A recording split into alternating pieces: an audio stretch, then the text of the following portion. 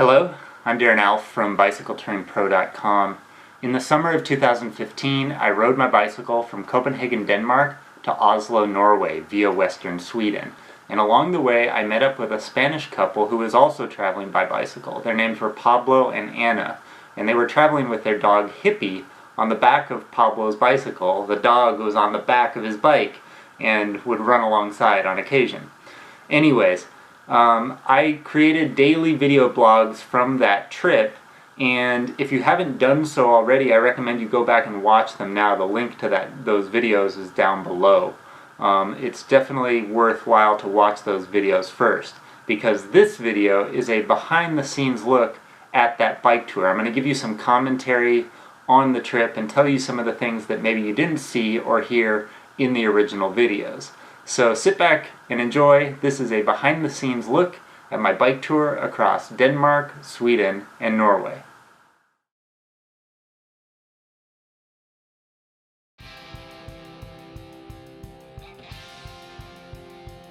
So what you maybe don't know if you're just watching this from the very beginning is that before I even cycled across Denmark, Sweden, and Norway, I had been on the road for over a year or so. I had cycled across, I think, about 14 different countries in Europe and Asia. And so I had just finished a bike ride across Romania, Serbia, and Bosnia. And I took a bus from Bosnia all the way up to Copenhagen, Denmark. And the cost for that ticket was like $90. And it took a whole day on the bus. It was so cheap. Yeah, it was great. And they took my bike with no problem. Fantastic. So anyways, I show up in Copenhagen. This was my first time in Copenhagen. Never been there before. I liked it. I don't know if I was blown away. Didn't make me want to move to Copenhagen or anything. It was nice though, very nice. This is like the most popular tourist street in the city probably. This is like, when you see a picture of Copenhagen, this is like the iconic place. And it was packed with people. There were so many people there. Look at this line. These people are waiting to go on the boat tour that takes you like through the canals of Copenhagen, and the line was ridiculous. See, they're selling tickets. The tickets are pretty cheap actually. Speaking of cheap, everything in Denmark is not cheap. I went out, you'll see here later, but I went with Pablo and Ana to a coffee shop or something like that here in Denmark, and for like a little hot chocolate that wasn't even any good, with like a little cookie or something on the side, it cost, I think it was $12, $12 US for a hot chocolate and a cookie. It was crazy. Anyways,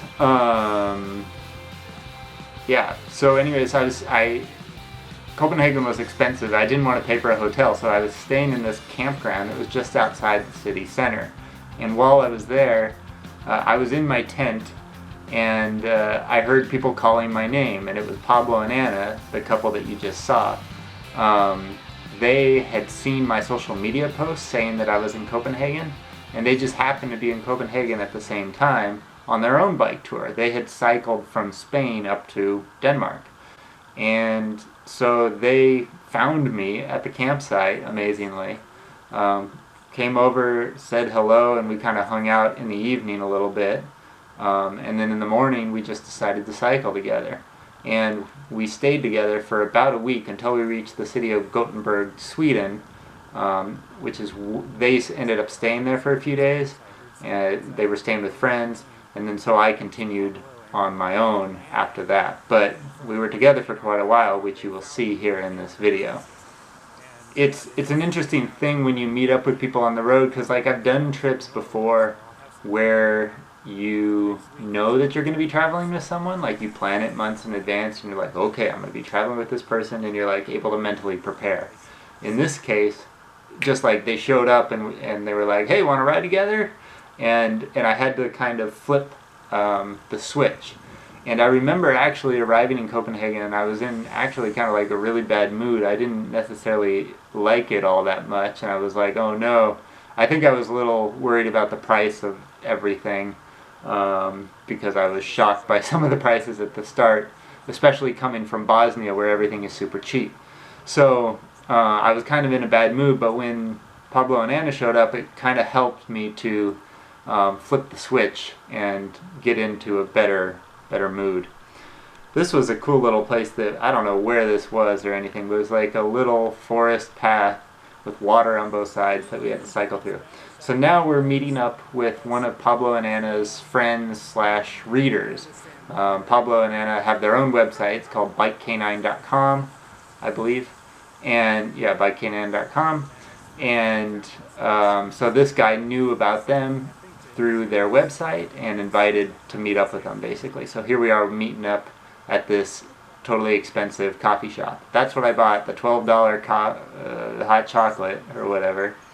And yeah. But yeah, that guy was really nice. We just hung out in this cafe for a while, charging our batteries, checking the route, talking with this guy, and then also avoiding the rain because it was pouring rain when we went in there. And yeah, and then we were on our way. So we said goodbye and whew, we were off. I was telling somebody just yesterday, actually, like, you know, they were saying, like, do you like traveling with just one other person, or is it better with a group of people? And for me, I kind of like the dynamic of 3 people. I don't know if a group is necessarily good, because if you have 12 people and they're all trying to decide what to do or which way to go, it can become quite tiring. And but with 3 people, I kind of like the dynamic, and I really enjoyed the dynamic of traveling with Pablo and Ana, because when you travel with just one person, you only have that other person to talk to, you know, and there can also be this need sometimes to feel like you have to be talking to the other person all the time. With a group of 3, like with Pablo and Ana here, I was able to, you know, at one moment talk to Pablo, the next moment talk to Ana, the next moment talk to them both perhaps, and then the next moment talk to neither one of them and let them talk to each other. And so yeah, that I think allowed us maybe to travel a little bit further with each other without driving each other crazy, because I think that can happen when you travel with just one other person, you know, 2 people traveling together. You can drive each other crazy after a very short amount of time if you don't figure out or set up some rules to say, like, I need some alone time and I need some talking time, you know. So anyways, traveling with Pablo and Ana was really good, and I think that's partially why. Plus, like, they were super laid back. They were just as slow as I am on the bike. I'm kind of slow, you know. I'm not making this a race. And yeah, we had similar mentalities, I guess, about how bike touring should be done. They were taking photos and doing videos and stuff too, which I totally understand, and they understood me doing the same thing. So it worked out great. So here we are now taking the ferry from Denmark over to Sweden. So within one day cycling out of Copenhagen, we were then in Sweden, which is kind of exciting, and just shows, you know, how small Denmark is, really. Not that we cycled across all of Denmark, but we were able to very quickly, you know, go from the Copenhagen city center to Sweden within the course of a day, or even just a couple hours, actually. So we met some other bike aficionados. There were lots of cyclists in Denmark and Sweden, especially on this route that we were taking, and I think that has to do partially with the fact that it's just so flat and there's a lot of bike paths. As you'll see in a moment, maybe I don't talk about it in the original videos so much, but in Sweden, this part of Sweden at least, there's tons of bike paths, which sounds like from the very beginning like a good thing, but part of the problem is in a lot of places, not in all the places, but in some places, the route, like if this is the road basically, like they go straight and you were trying to go straight, the bike path will go like from this side of the road and then it crosses to this side, and then over here it crosses back, and then up here it crosses over here, and then it goes way over here, you know, and then comes back to the road. So it's like that sometimes, which got a little tiring. And sometimes I would say, Pablo, Anna, can we just cycle in the road instead of taking the bike path, you know? So, yeah, that was kind of an issue at times. Not a big issue, but something worth noting, I guess. So here we are, our first campsite, our first wild campsite, I should say, after cycling together for one day. And it was about to rain. I remember it rained like all night long. Pablo and Anna cooked up this delicious meal, which I think you'll see here in a moment. I do not travel, or at least I have not been traveling for the last 4 years or so, with a camp stove. Pablo and Anna, however, they had a stove, and Pablo was also carrying this fire tin on the back of his bike so that he could have fires in the wilderness. But anyways, so they had a stove and they cooked up this dinner, and pretty much every night that I was with them, they cooked dinner, not just for themselves, but for me also, which I greatly appreciated. And after I left them, I was kind of sad, like, oh no, I don't have a warm meal tonight. Or actually, I don't know if I was sad about the warm meal per se, but I was just like, oh no, Pablo and Anna aren't going to cook me dinner tonight. Damn it, you know? So, anyways, yeah, I don't know what this dish was called. Pasta randomness, basically. But it was good. After a long day of cycling, pasta randomness tasted really good. And yeah, like we were just in the forest here, basically, I don't know, somewhere in Sweden. And the dog was running around and stuff. And I was a little afraid at first that the dog was going to give us away in this campsite. You know, potentially just the barking or the noise it makes by running off in different directions or whatever. Even having other people in your campsite makes it, you know, they're talking back and forth, and somebody walking by would hear us talking probably. So, I don't know, that's like another thing about traveling with other people is like when you're alone, you can be very quiet if you're in a wild or stealth campsite. But when you're with other people, you make a whole lot more noise, whether you know, are trying to be quiet or not. You're just going to make more noise. So anyways, we're waking up here, and like I said, this day it rained for a long time, and we were kind of trapped in our tents. Rather than get out and just press on, we decided that we would just stay in the tents until it stopped raining.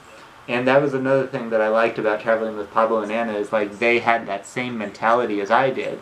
That's what I like to do when it's raining. It's like I'm not the kind of person that wakes up and sees that it's pouring rain, but it's like, oh well, it's 7 o'clock, we gotta go no matter what. No.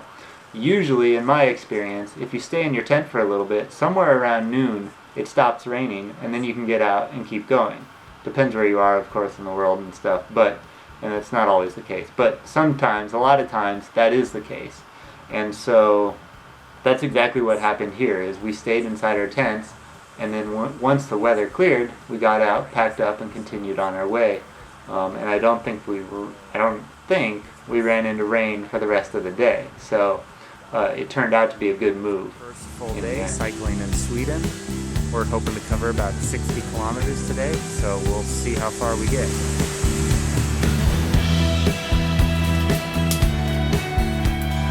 This was a good campsite, actually, like right off the side of the road. Anyways, there were two ways that Hippie ran, or traveled with us, I should say, on the bicycles. One, he would ride in the back of Pablo's basket, as you saw there, or he would run alongside the side of Pablo's bicycle. And Pablo would really struggle going up hills. So anytime there was a hill, Hippie would have to jump out of the back of the bike and run alongside, while Pablo pushed the bike up under his own power. Pablo's bicycle weighed a ton. I don't know how much it weighed, but it weighed a lot. And I tried riding it myself, and I just couldn't do it. And I tried riding it with Hippie in the back, and I said he, but I think it's a she. She was going crazy. She was like barking. She didn't like the fact that I was in the bicycle, basically. She was like, "Where's Pablo?" So anyways, so there we are, we're going towards Gothenburg, and Gothenburg is actually where we finished our bike ride together, Pablo and Ana and I, and then I continued on my own from there. So this day was so windy, it was crazy. So I'm just waiting for him now, but man, it's windy. How much further you want to go today? Like 10 kilometers or something? And Pablo's bicycle is like so big, not just that it has a lot of weight on it, but it's so big it's like a kite. And so if the wind blows from the side, or any real touring bicycle with front and rear panniers, etc., it's kind of like a kite. And if that wind blows from the side, it can really push you, even from the front or something. If it's pushing you, you know, yeah, it's not fun. Anyways, so we found this little forest on the side of the road, and I think this may have been our best camping spot of the entire bike tour. There's Pablo, just being a goofball. The both of us were being goofballs. But yeah, this forest on the side of the road, that's what I love about Sweden, is there's just so much good camping and wildlife there. It's everywhere, and you can camp, and it's totally legal, it's totally allowed. And it's wonderful. So yeah, here's like the best, I think, campsite that we found on our entire trip together.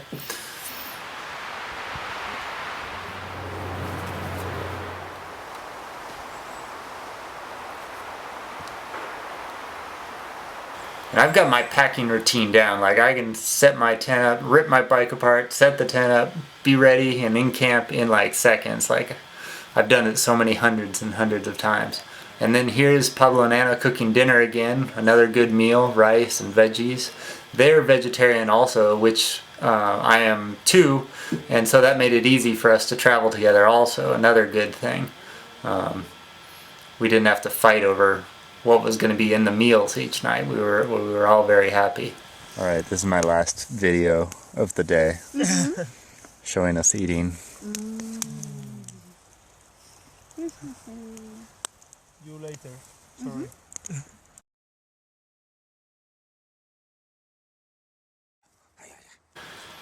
So playing with Hippie every day was part of the routine for sure. Pablo didn't. I don't think he really played like fetch like this with Hippie. I think he had much more rigid, rules about how they were to interact. But I don't know much about dogs, so I just went wild and played with them like crazy. And then here's Pablo and Ana. I mean, they're talking about themselves and their trip that they're doing. I think it's worth listening to again, so I'll let you listen now. Rivers and forests, like the south of Spain. I like the look on Anna's face, like, what are you saying right now? You? I'm Ana, and I'm from Spain too, from Asturias, and we are traveling now across Europe. Why? This is the ass of my dog. She's Hippie. Yeah. She's traveling with us from Spain. We are crossing all Europe, from Spain, France, Italy, Austria, Czech Republic, Germany, Denmark. Now we are in Sweden, and we finish our trip in North Cape. But after North Cape, we have to come back with the bike. And we are doing this only because we love traveling, and it's our dream and living this way, and now we are trying to do it. So here we are with our new friend, Darren. and we are raising money for breast cancer. We raise money in our web, bycanine.com, and we send all the money to the hospital who are studying things. It's difficult to explain in English for me. No, it's investigation, it's medical research for breast cancer, and I think it's working very, very good. Yes. And maybe when we arrive to North Cape, we have the 3,000 euros we want to raise for that hospital. and you can donate if you want. And I think it's all. And now we are enjoy the forest and the free will camping in Sweden, and I hope in Norway it will be better. All right. Yeah. Great. That was good. And where are we going today? We don't know. We are going to Göteborg, and today only enjoy cycling and spend kilometers on the bike. Yeah. Yes, we hope not so windy as yesterday because it was very hard all the day with the wind on your face. And the rain, and today I think it will be sunny and a little bit windy.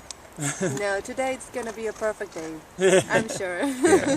Yeah. Okay, so finally we're leaving camp here. I love those shots, like, that was a really kind of low quality cell phone shot, but I just love that feeling of like, okay, we're starting the day and here's all our stuff packed up on our bike. Who knows what awaits us. There's some other bike travelers that we passed. Like I said, there were a lot of people out on bikes in this part of Sweden, and we're on a bike path here. It's windy as heck, as you can tell, which was a common theme throughout our bike tour together there in southwestern Sweden. But it was nice, like windy but nice.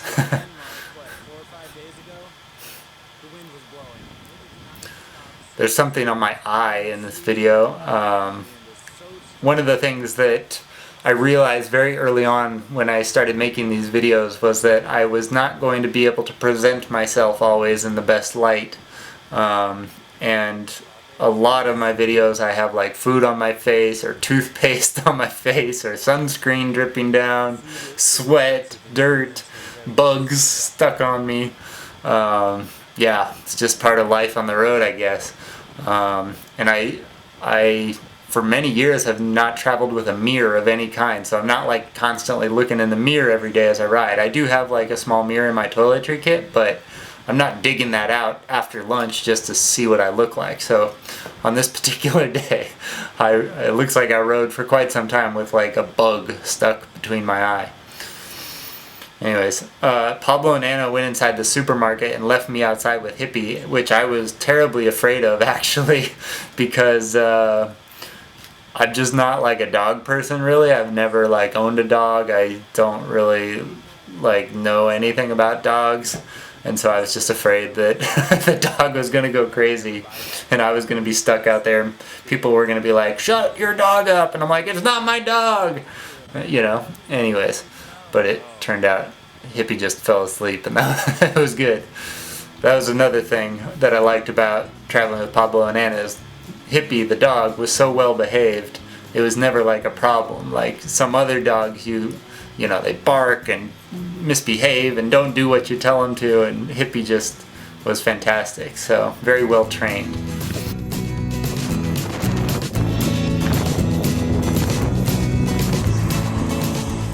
So Pablo is like really the bicycle tourist, but he got Ana into touring and she took to it fantastically, I think.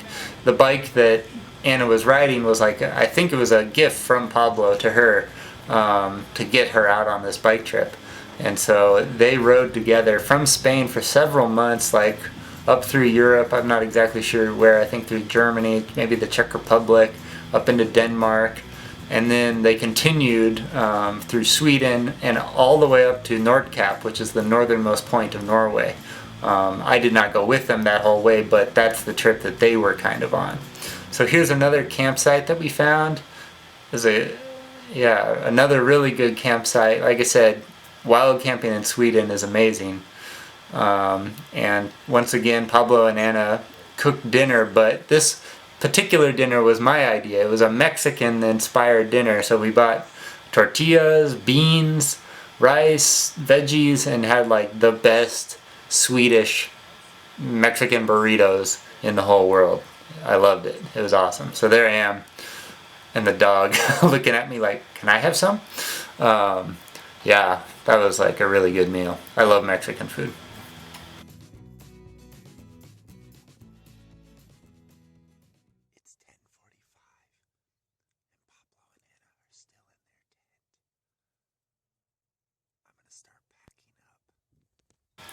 Yeah, like I am not a morning person. I've said it a million times, but Pablo and Anna were even later risers than I was. So there were several mornings where I was like, "Come on, guys, it's noon. Get out of bed," or "It's 1 or 2." Anyways, this was one of those days where I was like, "Okay, let's go."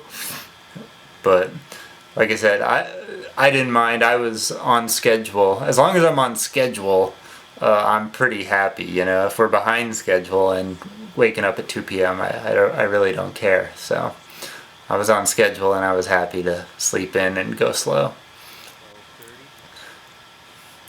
You know, the bad thing, I guess, about wild camping or stealth camping is the work that you sometimes have to do to get to that campsite.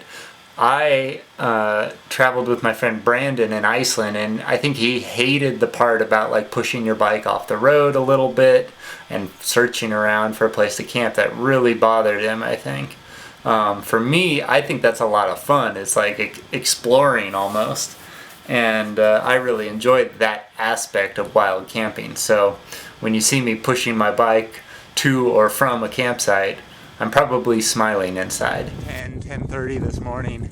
Didn't leave camp until 12:30. Now we're on the road, just taking it easy. So it's a nice relaxed pace, which I enjoy.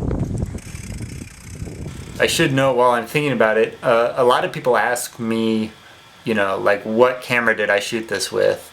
And the truth is, all of this was shot, or almost all of these shots were shot with my cell phone, which was a Samsung Galaxy S4 Mini.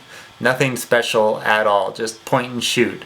There are a few GoPro shots, like this is a GoPro shot, and there are a few shots in these videos that were shot on my DSLR camera, which is much higher quality. But for the most part, pretty much everything on this trip was shot on my cell phone. Is kind of a pain. This bike pack makes it a whole lot easier.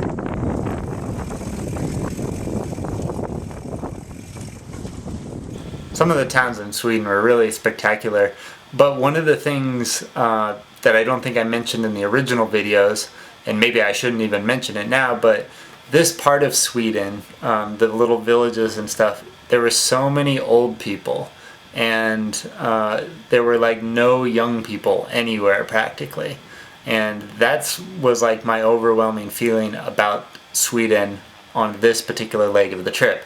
Since this trip, I've gone to other parts of Sweden and it's not like that at all. But this particular area seemed to be like a resort for older individuals, and there's just very few young people about. So this is one of the nights where we had a little bit of, not an argument, but disagreement about where we should camp.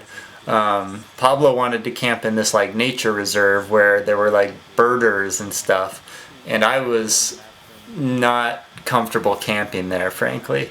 And yeah, I think I got my way, but it didn't come easy. I don't know, there were like these little houses that you could sit in and watch birds, and I think Pablo wanted to camp inside one of those houses. I was not going for that like at all. I could see somebody, in America at least, I could see someone coming in and calling the cops and them kicking us out of there and taking our IDs and everything, and I was just like, no, I don't want to do this. So we went up the road a little bit further and found this area that you're seeing now, which was open and was a much better place to camp.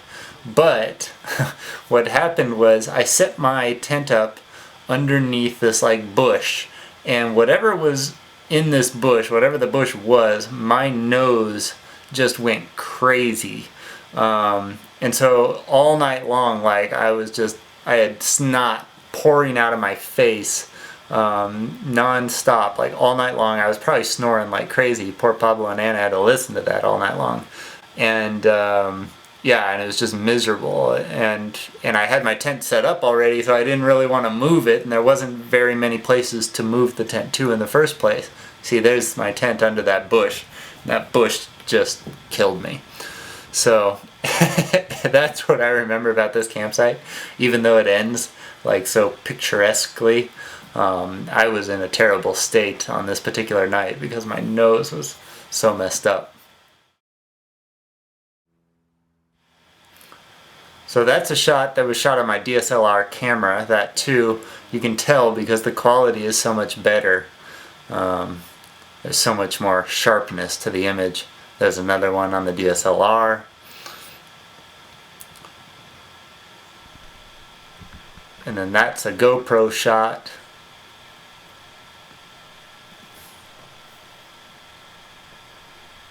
And then that's a cell phone shot. And there's Hippie. That's kind of how Hippie rode the whole time, just right up there next to Pablo's hip, basically. Pablo and Ana.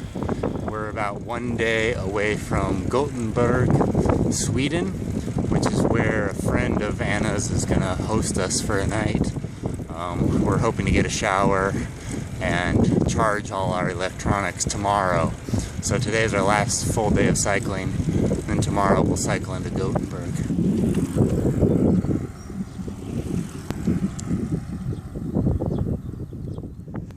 Stopping to get some food right Another now. thing I enjoy about traveling in foreign countries is just the different supermarkets. I've probably said this in other videos, but like I enjoy going into the markets and looking at the different types of foods that are there, things that you can't find when you're back home.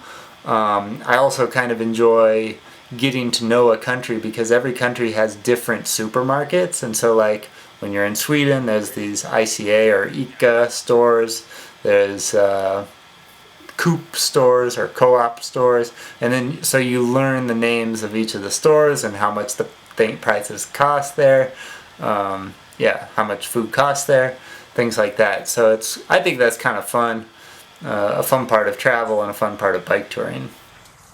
I don't know why this is so fun for her. I have a funniest thing. Oh, there we go. Oh, wow.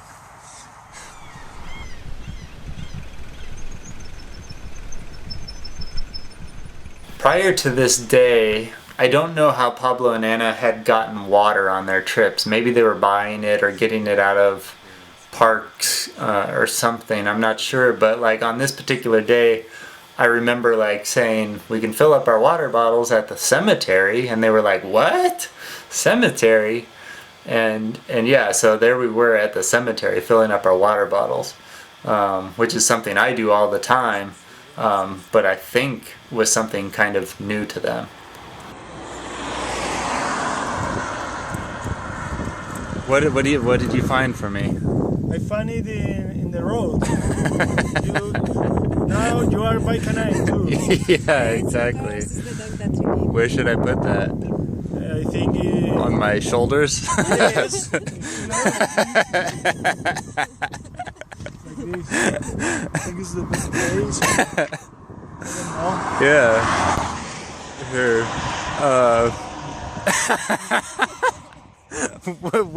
Where did somebody buy that in Sweden? You know what I mean? Yeah. Again, lots of bike tourists out there.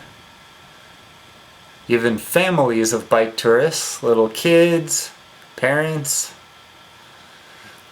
See, that's the thing, the cool thing I think about bike touring is like you don't have to be a 20 or 30-year-old to do this. You know, there's a lot of young people that do it, like even little kids, like 8 years old I've seen out on bike trips, like riding their own bicycle with stuff on the back.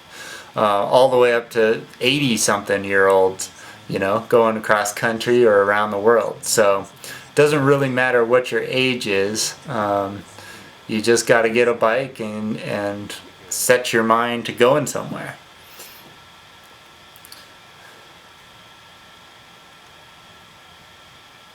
So this was another like really good camp spot that we found. I was a little scared to camp here because it was in like a public park.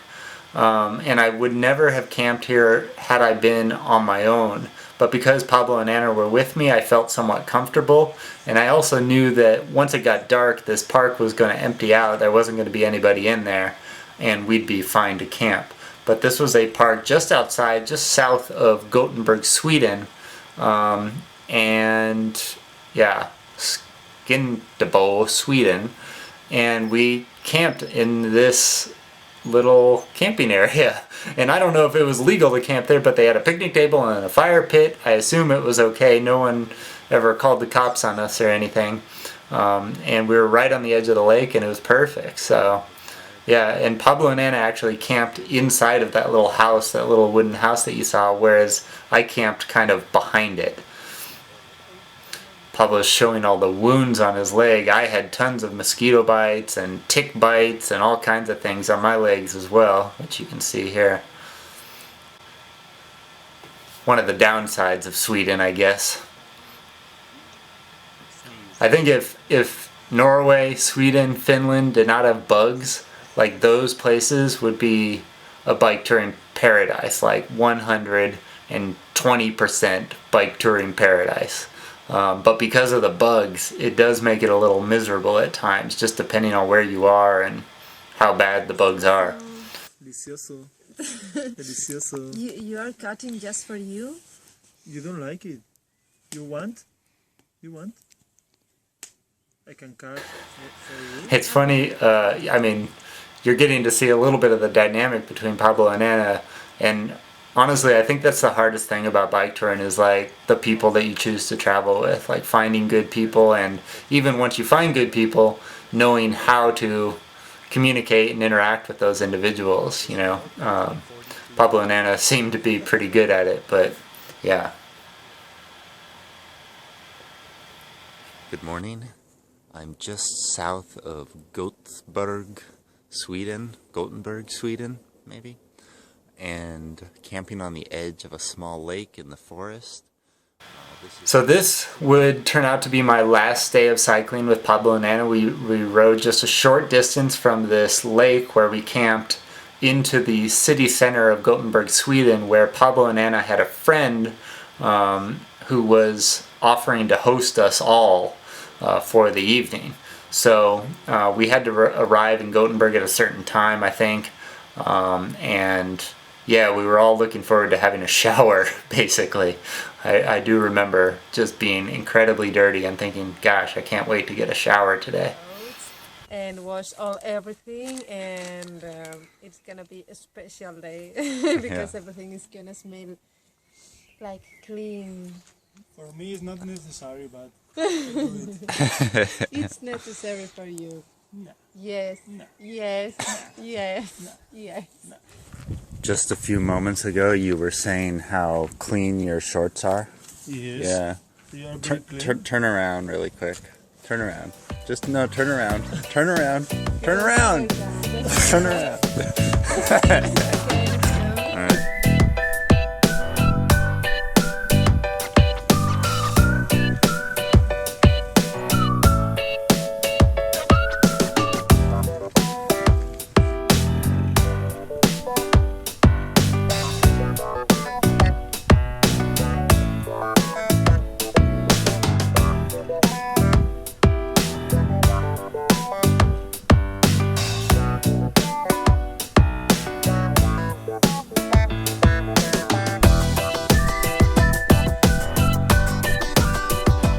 Anytime anybody saw Hippie riding on the back of that bicycle, that put a smile on their face. Like, oftentimes, like, people would see us coming, they'd see, you know, Pablo and me or Ana coming at us, and they'd kind of, you know, not sure what they're looking at. And then as soon as they saw the dog, oh, they're all happy and quick to talk to us. So pretty interesting how a dog can really, I don't know, change people's attitudes. So there's Gothenburg,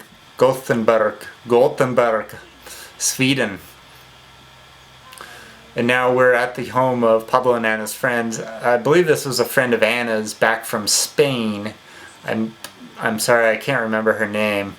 But she lived in this apartment complex, and they had like a party room basically on the top floor of the apartment complex, and that's where we ended up sleeping. Just kind of, there was no bed in there or anything, we just slept on the floor, but they had a shower and a patio and stuff, so that's where we hung out and spent the evening.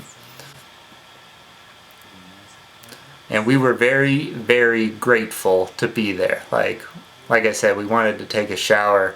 We all wanted to take a shower, and we were just happy to also be spending some time off of the bike. You know, bike touring can be a little grueling, and at this point we had been on the road for about a week or so, so we were definitely ready for a little break. This is post shower now. We are feeling like new people, and Pablo's new version of himself is a little strange apparently. But yeah. Supermarket time. Because you need a card for take one. Yes. Yeah, I think so. You don't have to wait in line. You just get your groceries. Yeah, so in Sweden they have these, or at this particular store in Sweden, I should say, they have these things so that you don't have to go through the checkout line like at all. You just tag your own food as you shop, and then you walk out, and it's like billed to your credit card automatically, basically. So that's pretty cool, I think. I hate waiting in line at the end of the long day. It'd be nice to just, boom, you're out of there. But I can also see why that system is not popular.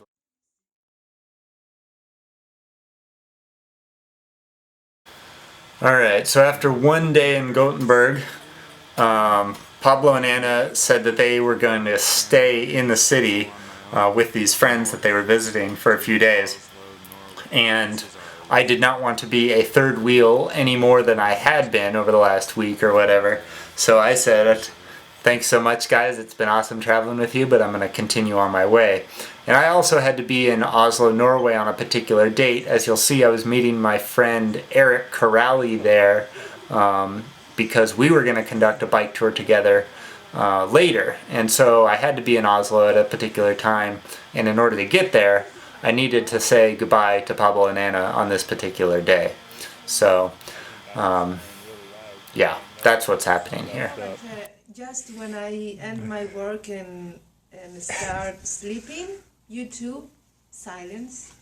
So it was perfect. Only during the work were we making noise. No, but I make like, no, stop. No, stop you. Stop!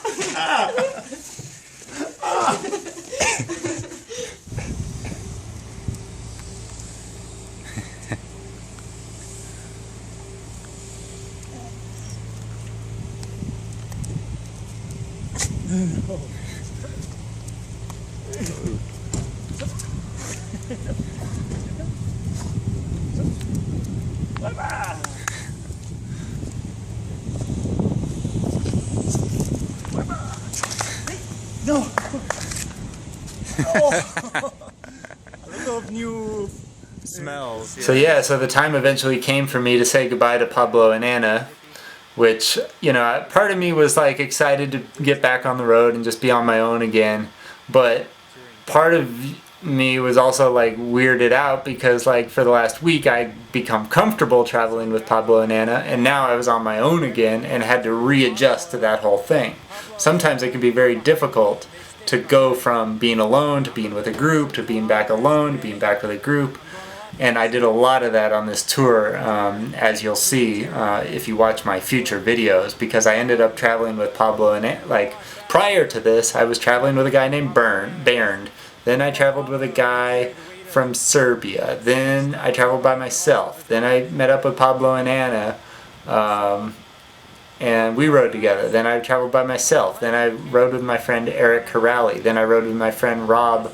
Then after that I rode with my friend Caitlin. Then I was back on my own after that for a while. And so it was just like a lot of switching partners and stuff, but it was good practice for me to be around other people, I guess. And every person too that I traveled with had like their own temperament and personality and things I liked or disliked about traveling with them, so it was fun and challenging all at the same time, and hopefully I didn't drive anybody else too crazy. I probably drove them all crazy a little bit, but A 2-minute shower, it was time regulated. That's how crazy expensive camping is here in Sweden. more bike tourists. If anything, I hope that you watch this video and say, hey, maybe bike touring in Sweden sounds like a good idea. Look at all these other people on a bike trip. If you get that idea from this video, I've succeeded, I think. Even if you don't go to Sweden, hopefully this will convince you that there are lots of people out there traveling by bicycle, and you can be one of them. So here I am. This is one of those roads where the bike path was on the left-hand side and kept crisscrossing the road in different directions. But I didn't want to do that, so I just went straight in the road. And yeah. So on this particular day, I cycled out onto a series of islands. I didn't necessarily have to do this, but just on the map it kind of looked cool, and so I decided to go for it. And I think I cycled across like 5 islands over the course of 24 hours, all of which were connected with little bridges like you see here. So I'm on like island number 3 or 4 at this point, and yeah, pretty cool.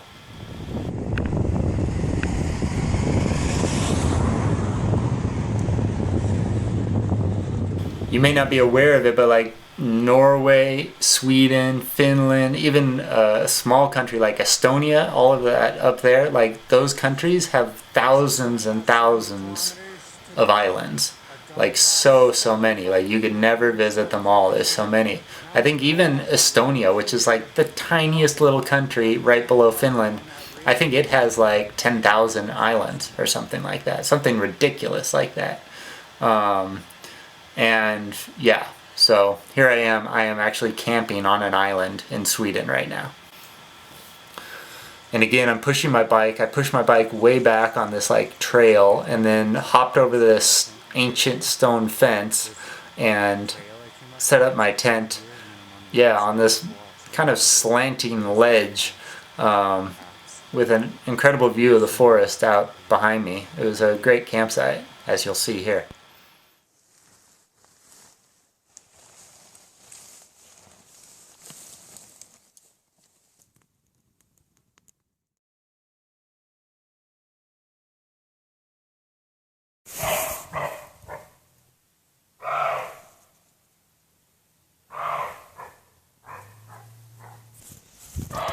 This was a really scary night for me. I woke up in the middle of the night in the forest with this large animal barking at me outside the tent. And I didn't know what it was at first. I honestly thought it could be a bear. But it turned out to be like a giant red deer. And not just one deer, but like 3 different deer surrounding my tent. And I think I was in their area because they were pissed that I was there. And it was a really scary like 30 minutes alone in the forest fighting off these deer basically. But I survived the night. I don't think I slept particularly well that evening. And it started raining in the morning, so I ended up spending a lot of time in my tent. But anyways, here I am telling the story about these deer barking at me. Sort of dog. Like that.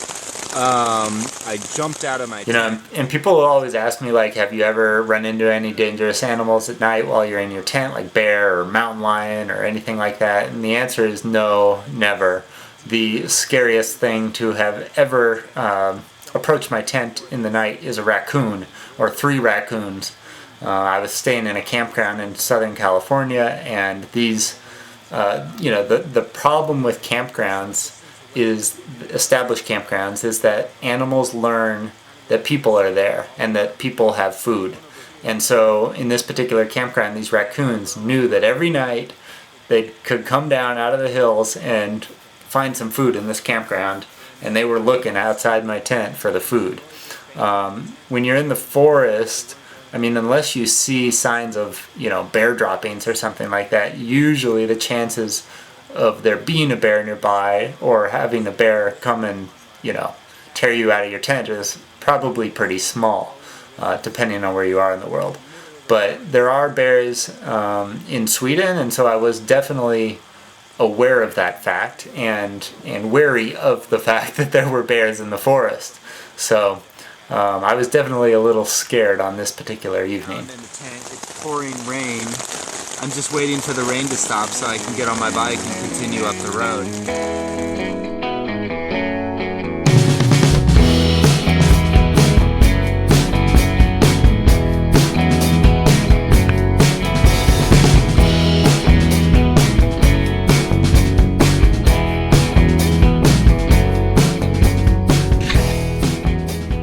a lot of these shots are just me holding the camera in my hand, but a lot of them are, me going, like putting my bike down, setting up the tripod, running back to my bicycle, biking towards the camera, then going back to the camera, taking the tripod down, putting the tripod back on my bike, and then continuing on the road.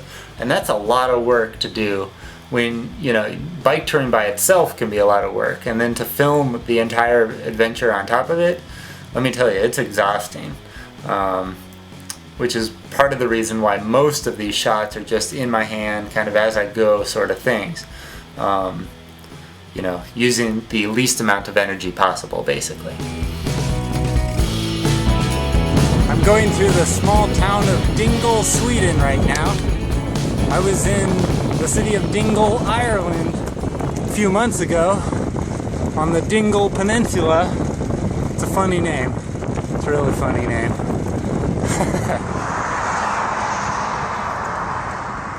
I found what I felt. So on this particular night, I was looking for a place to camp, and I found this little forest path going up a hill, very similar to what I had found the night before. And so I started to push my bike down this path when I noticed that there was something or someone crouched behind a tree nearby, off to my right. And I very quickly realized that there was a homeless person living in the forest there, and they had bags, shopping bags full of clothing, I guess, food and clothing, kind of stored just behind the trees in that area. So that particular place went from looking like the ideal campsite to looking like I needed to get out of there very quickly. And that happens a lot too, when you're looking for a wild camp spot. The first spot that you think is good turns out not to be a good spot, and you need to be able to abandon that spot if it doesn't look good. A lot of people are they maybe get lazy or something. They think this is a good spot, and even if it turns out to not be a good spot, they stay there. That's a mistake, I think, in most cases. I ended up finding a really good spot to sleep for the night, just off the side of the road, and you're seeing it here.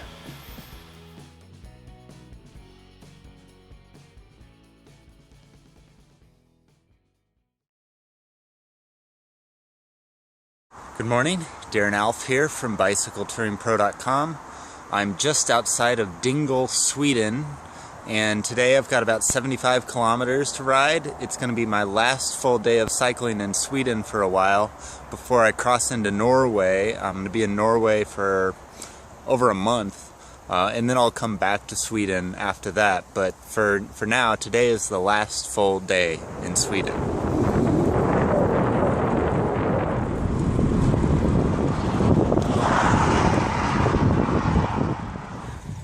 So I'm in this area where there's a bunch of rock art scattered through the hills. I'm climbing up to another area where there's supposed to be some drawings.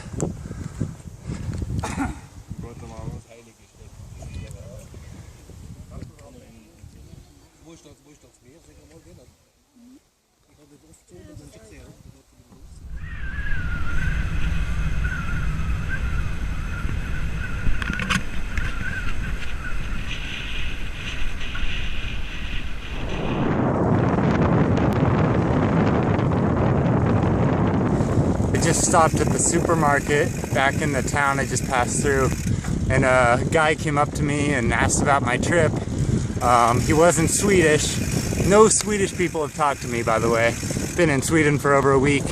No one's talked to me. But this British guy came up to me and said, where are you going? And his second question was, how do you afford to do this?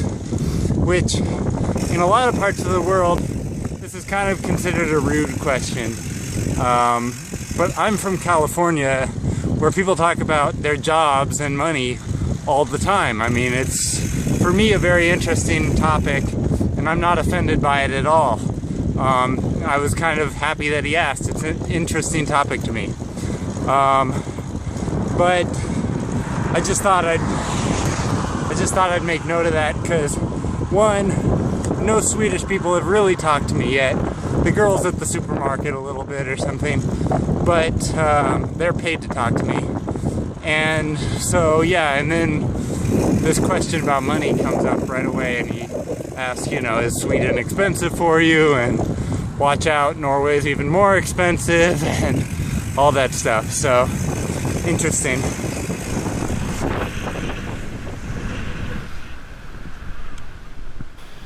So as I approached the Norway-Sweden border, I knew I was very close. I came into this little town, and I'm blanking on the name of it. Maybe I put a title card up here in a second that says the name of the town.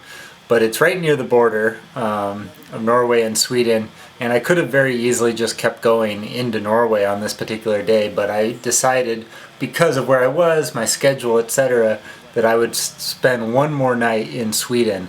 And not just because I like Sweden, but also I was really afraid of crossing into Norway because I had heard that it was like the most expensive country in the whole world. And I was afraid that there was going to be a big leap from Sweden, which was already very expensive for me, to Norway. And so I thought, one more day in Sweden with, you know, somewhat reasonable prices, and then tomorrow I'll go to Norway and just bite the bullet and spend whatever I have to spend in order to get food. So that's why I spent this last night in Sweden. I was just trying to save a buck, basically. I'm very proud of this fact. And I found it astonishing that a 60-year-old man really didn't know how to read the names of major cities in his home country. Since then, I've seen hundreds of people around the world who don't know how to read or write. Basic things like how to add and subtract as well. Things like when people charge me, you know, 2 for this and 2 for that, they have to get out a calculator and add that up and say, oh, that's 4, you know. So sadly, I do think that is one of the things that I've learned, is just how poorly educated so much of the world really is. And I was just listening to a podcast last night where they were talking about, or interviewing, this guy who became a teacher despite the fact that he did not know how to read or write. And he was kind of talking about how easy it was to fool people and to get by without being able to read or write. And I kind of do understand that, because as a traveler, I'm going through these places where I don't understand the local language, and it is relatively easy to get by. And so I could imagine going through life and not knowing how to read or write. But at the same time, it's kind of astonishing that so many people don't know how to do it. And in this podcast with this teacher, they said that there are an approximate 32 million adult Americans that don't know how to read or write. And I think a lot of Americans would find that quite astonishing.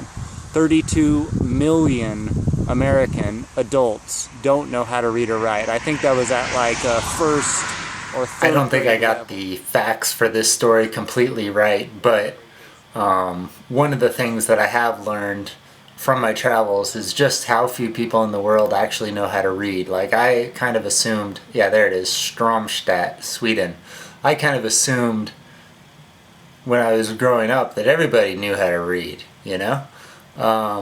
And now that I've been, especially to a lot of countries where they don't have an education system that's on par with Sweden, or, you know, any, I don't know, first world country, I guess, a lot of these places, the adults do not know how to read, and many people do not know how to do basic arithmetic, like adding 3 plus 2 or 3 plus 7 and things like that.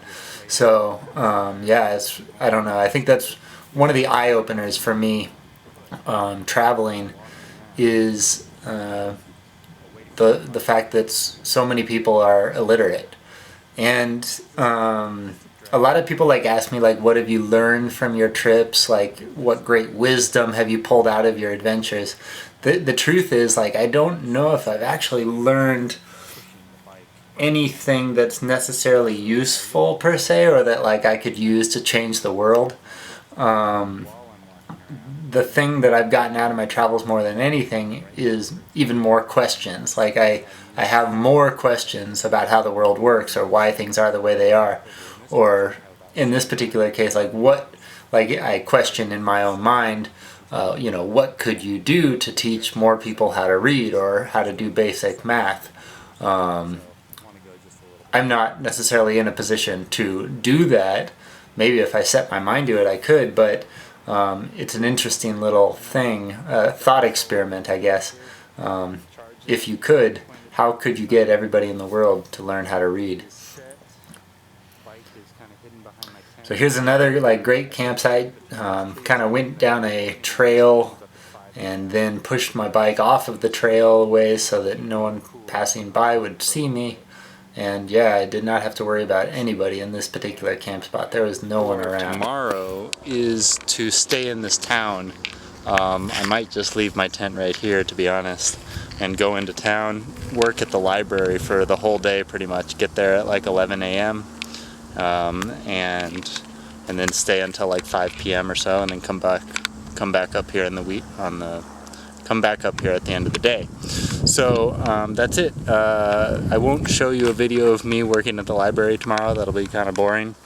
But after that, I tried to take the hat back to Patagonia at the end of this trip. I went to the Patagonia store in Colorado, and I went in with that hat and I said, I'd like to return it. it wore out on me. And they were like, sorry, can't help you.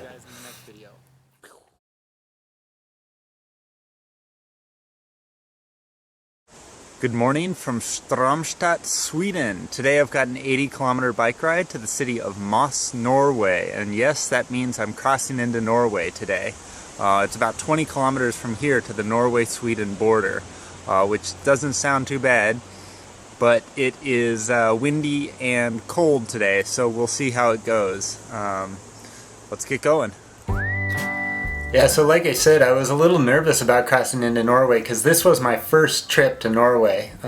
Since then, I've gone back to Norway again, so I feel very at home in Norway now. I feel like I understand how the country works and what the prices are, etc., etc. But what you're seeing here, I was quite nervous about what I was going to encounter once I got to Norway.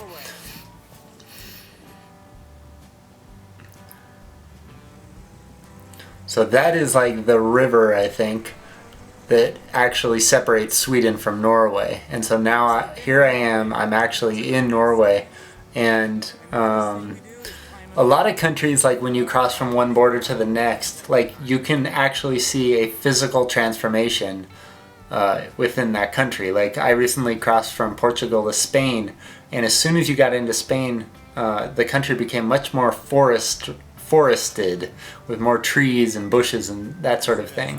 And in Norway, I don't know if that change was so obvious as it was for me in some other countries, but I think now, like if you were to drop me in a city anywhere in Norway or Sweden, and you gave me like 30 seconds and asked me like, are you in Norway or are you in Sweden, I could probably within a few seconds tell you where I am, just based off of what the houses look like, how the streets laid out, things like that. So yeah. It's really, really windy, and it's kind of like making riding unsafe.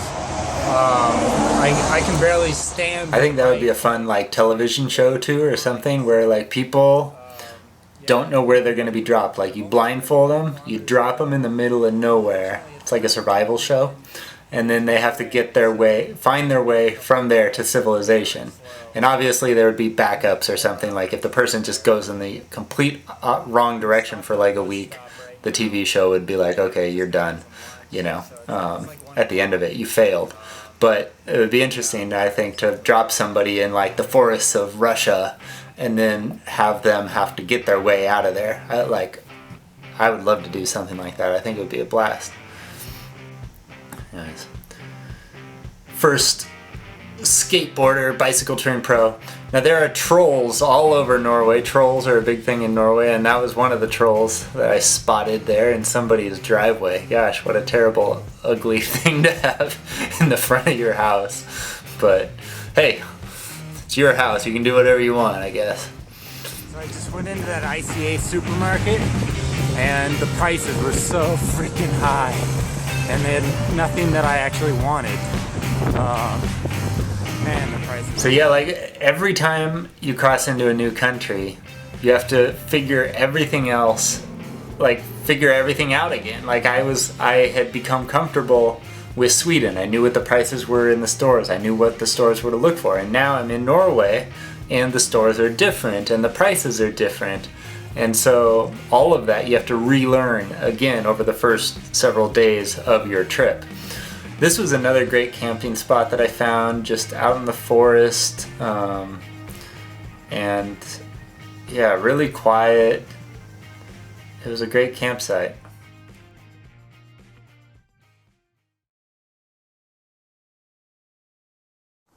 Good morning, or I should say good afternoon, as it is a little after 1 p.m. right now. I just got out of my tent. I'm camping in the forest just outside of Moss, Norway. And the reason I took so long getting out of bed today is because my plans have kind of changed here at the last minute. I was originally planning to cycle into Oslo tonight and stay with somebody from the warm showers list tonight, and then I would meet my friend Eric, who's flying in from Los Angeles, in Oslo tomorrow afternoon. But the individual that I was hoping to stay with in Oslo can't host me tonight, so that means I need to stay another night in the forest. So my plan is to cycle only a short 50 kilometers or so today to the forest just outside of Oslo, like just a little bit south of Oslo, and spend the night there. And then the following day I will go and meet my friend Eric, who's flying in. I'll meet him at the train station. So I guess that means the amount of cycling that I have to do today is much smaller, the distance is shorter, and I don't have to meet anybody at a specific time or anything, so I really have all day to kind of do whatever I want. So I've been in my tent just listening to podcasts, and now I'm going to pack up and get going. I'm going to take kind of the longer, more interesting route through the forest today, so that should be fun, I guess. We'll see. Hopefully it's fun and not too difficult. And yeah, it should be a good day. So I remember waking up on this particular day and feeling good, just feeling happy to be out there on the road, feeling at home on the road. And bike touring, when you're out there for such a long time, like I had been on the road for almost 2 years at this point, 2 years straight, I should say. There are days when you feel good and days when you don't. And so I don't know, for me, like it's kind of a roller coaster ride of emotions sometimes. And, sometimes you're just grumpy and tired and don't want to be out there regardless of what the scenery is like or how friendly the people are. You're just not in the mood. And this was a day where I just was in a good mood. So there's a snake on the side of the road there.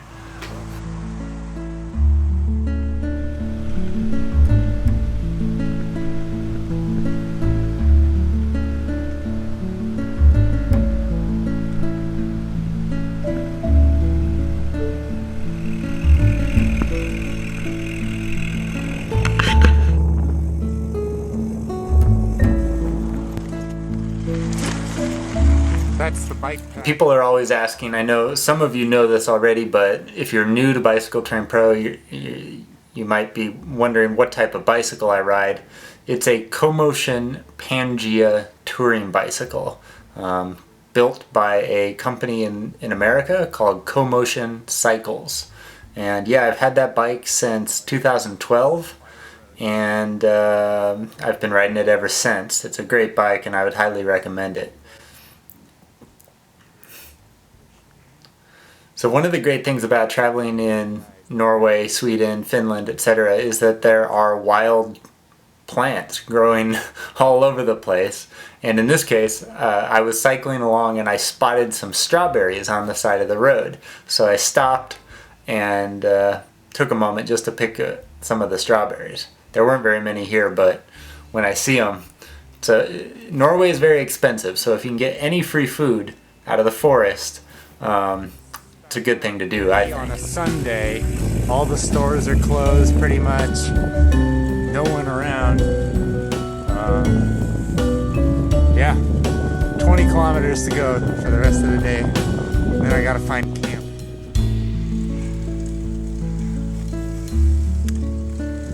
This would be like the perfect forest to camp in, but I want to get a little closer. I know I just said that like earlier in the day I was in good spirits, but I do remember at this particular time of day I felt a bit of anxiety for whatever reason, and I don't really remember why, but just looking at this image now I can remember that feeling of kind of like oh no-ness. Oh no, something is gonna happen or something. Yeah, that's kind of what it was. It was like something is gonna happen, but I'm not sure if anything actually did. I just had this feeling. Part of that I think was coming from the fact that like it was getting dark and I thought it was gonna rain, and the other part was the reason I'm here at McDonald's in this video is because all of the stores were closed and I had forgotten, because it was Sunday, and I had forgotten to get food from the stores the previous day, and so I had like nothing to eat, and the only place I could find open was McDonald's. So I went in there and ordered 2 orders of french fries. I think that's the last time I've been to McDonald's ever since then, which that's like 2 years ago now, or over a year I guess. But anyways, and then yeah, so then there was this huge lake coming into Oslo, like on the southern side of the city before you got to Oslo, and I cycled along the edge of the lake, which you see here, which was really spectacular, and then pushed my bike up this hill into the forest, and I found this like campsite that somebody had created, but I wasn't sure if it was like locals or, you know, like somebody was going to come up that night and camp there. There was this structure, somebody had a bow and arrow in there, probably just some kids, local kids or something built, you know, if I lived near the forest and I grew up in Norway, Sweden, Finland, or whatever, I'd be building all kinds of forts and stuff out there. So anyways, and there's some more blueberries that I was picking and then pushing my bike. On this particular night, I pushed my bike so far back into the forest because I just couldn't find a place that I felt safe or comfortable in near the road. So I am way, way back there now, and my campsite was actually pretty spectacular. Looks out. There's a lake right here, but you can't see it. See those houses? They're like on the lake, basically on the other side of the lake. And then here's the forest again. So yeah, pretty nice.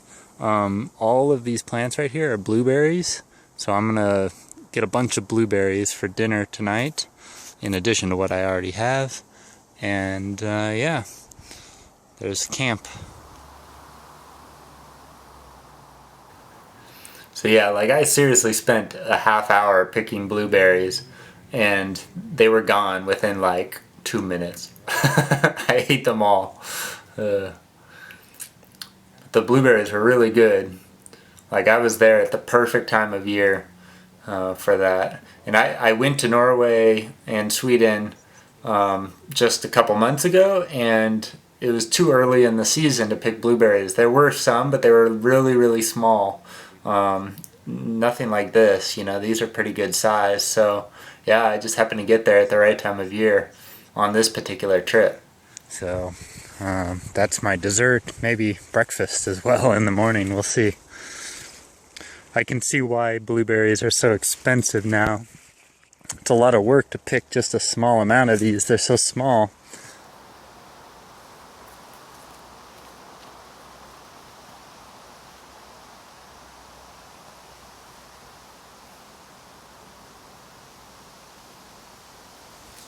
So it's just before 9 p.m. right now. It doesn't look or feel like it, to be honest, but it's getting cold and I haven't eaten almost anything all day except for those french fries from McDonald's.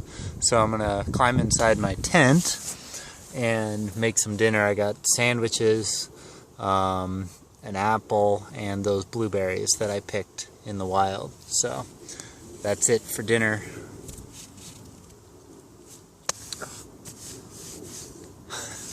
There's a big old spider on my leg.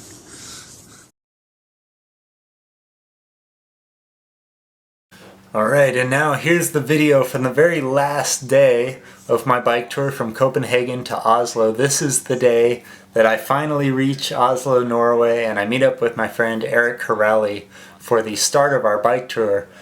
We were going to conduct a bike tour, a self-guided bike tour, with a company called Active Norway and in the Bergen, Norway area. So Eric was flying into Oslo. This was his first time ever in a foreign country outside of North America. I think he'd been to Mexico before, but other than that, he'd never been to Europe. And so I met him in Oslo at the train station, and you're going to see that now. But yeah, my friend Eric, I've known him since high school. Like, we weren't really like close friends in high school, but then he ended up going to the same university as me. He was a year below me in the university, and so that's when I kind of became friends with him, because it was like one of the few people I knew at my university. And yeah, since then we've just kind of kept in touch. And when I told him that I was going to Norway, he was like, "Oh, I want to come." And the reason he wanted to come was because he loves the movie Frozen. And that's pretty funny to me, I think, to be like 30-something years old and be such a big fan of a children's animated movie. But that was the big reason that he wanted to come to Norway. So he flew in, and yeah, and we traveled together. But he is not a biker. You'll see, he's not in good shape. And he did this amazing bike tour, which I'll share with you in a future video. Or I have shared already with you in future videos.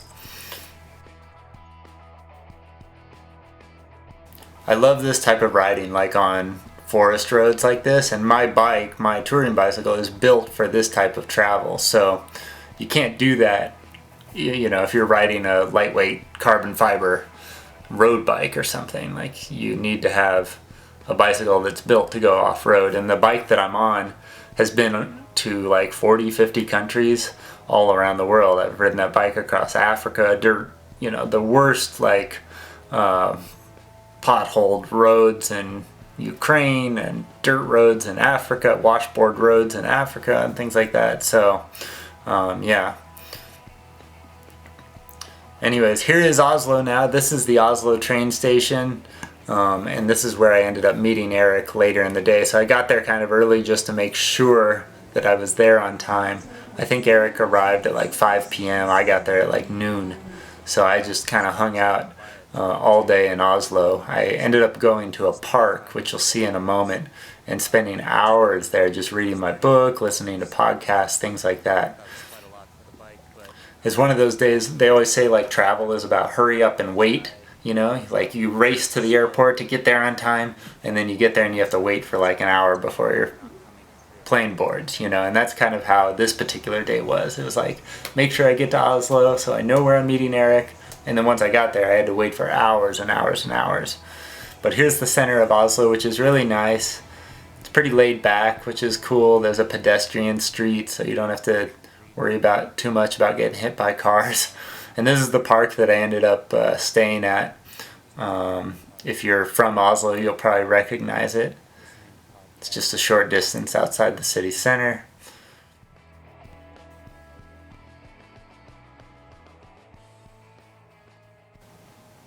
And then there's Eric. He finally showed up, and he's wearing a Frozen t-shirt. That's a shirt from, I think that's an unofficial shirt from the movie Frozen. And I had given him those 2 red panniers to use on the bike trip because he didn't have any of the gear that he would need for the trip. So I had these panniers at home in America, and he borrowed them for the trip. So there he is. Like I said, Eric has never done a bike trip like this, and had never been on a bike trip and never been to Europe. And I pushed him over the following week harder than he's ever been pushed probably in his whole life. But he did it, and he did an amazing job, and I was really proud of him at the end. So, but yeah, there he is. It's pretty funny, like seeing somebody, like being on my own. Like I was on this adventure across, you know, Denmark, Sweden, Norway, all kind of by myself. And then to be met in Oslo, Norway, a place I've never been to before, by somebody that I went to high school with. You know, it's just a funny feeling. See, I like these little observations that you have. Eric really liked Oslo. I mean, we were talking about how everything in Oslo looks and feels like Disneyland. Like, look at that scene right there. Like, that could be Disneyland, California, you know, Anaheim, California. And the reason for that, I guess, is because Disneyland is based in large part off of places like this in Scandinavia. So that was one of the things Eric really liked about Norway, is just the Disney references all over the place. I'm starting to lose my voice now. Of Norway here.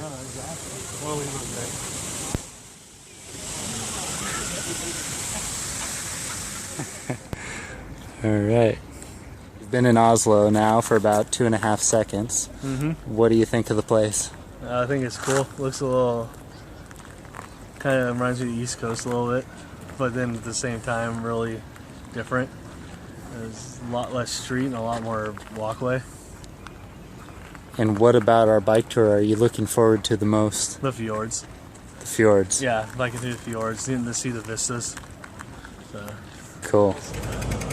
I can almost feel San Diego-ish. There's a couple parts that almost reminds me of when we went over to Virginia. Yeah. But like, you know, Traveling with Eric was different because he had never done this sort of thing, and because he's not really athletic in any way. I mean, he's prior to this trip, I told him, like, okay, we're going to be biking every day. You need to start working out, like ride a bike. And once he got to Oslo, I was like, so what training did you do? And he's like, none. I didn't do anything. I rode my bike around the block once to make sure I remembered how to ride a bike, and that was it. So I was really scared, actually, about traveling with him because I wasn't sure he could do it. I mean, I believed he could, but I knew that it was going to be difficult for him. And it was at times, but he did it, and he did an amazing job. So, but it was kind of fun for me to travel with him too, because like I can get a little bit jaded, I think, of the bike touring and travel experience because I've been doing it for so long now. And so traveling with Eric made me realize that, you know, like, you know, it was fun for me to see him get excited about things that maybe I don't anymore get excited about, if that makes sense.